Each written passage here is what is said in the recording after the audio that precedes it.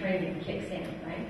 And with the internet and with safety, we really have to be at that place where it's inherent in what they do, that they wouldn't consider some of these things. But when we talk to kids and you ask them, you know, don't put information out there that's going to put you at risk, we haven't even told them what that is. One of the things I do in schools is, and depending on the age of the kids, if it's a young kid, I start with like one of those highlight magazine hidden pictures. You remember those from the dentist's office? Love those. It's the only time I like to wait.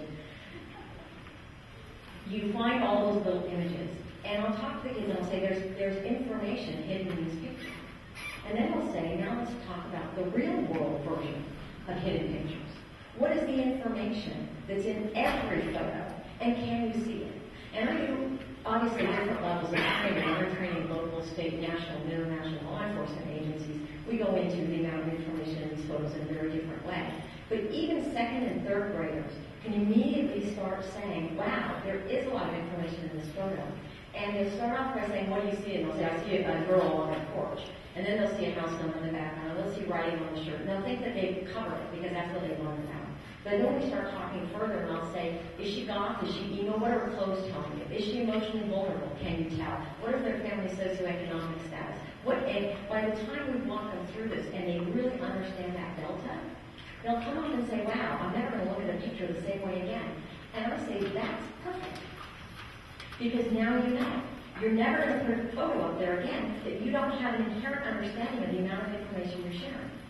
And it becomes automatic. Now, it's not, don't post that photo. Maybe it's that you want to redact it. One of the things I like to see the industry do is make, for every time you can post a photo online, make a very easy edit tool. I want to post it, but I don't want the house number to show. Fine, take the house and, pull that across and simply alter that picture so that it is significantly safer. And let them, with their families, work out what those are. But when safety becomes ingrained, like so many other things, then these risks, whether they're still going to do the, I thought it was a good idea at the time, but some things will become ingrained. You don't put your hand on a hot stove top because you've already figured out that that's not a good idea.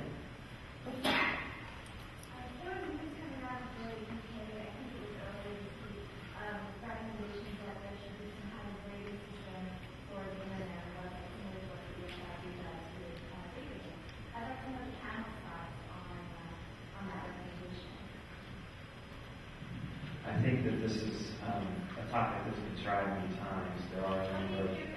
Oh, I'm sorry, let me repeat those. And Robin gave me a little scolding earlier saying you need to repeat. The question was, there's been a proposal coming out of the UK about content rating all of the content so that families can pick a content rating. The question was, what do we think of that suggestion? And what I was saying is there's been a number of these rating systems before. There's been, and a lot of them have been voluntary, and they have limited success because some people implement them and some people don't.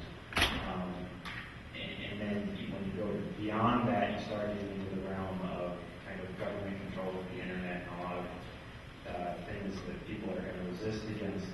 I think that it's gotten to the point where private companies do a pretty good job at getting around the internet and tagging it and having databases that are full of what websites contain. And so I think that that's honestly the best solution going forward is